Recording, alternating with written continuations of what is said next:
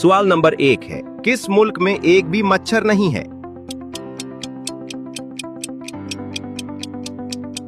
जवाब है आइसलैंड में मच्छर नहीं है। सवाल नंबर 2 है, किस मुल्क में मछलियों की बारिश होती है? जवाब है होंडुरास में मछलियों की बारिश होती है। सवाल नंबर 3 है, किस मुल्क में एक भी दरिया नहीं है?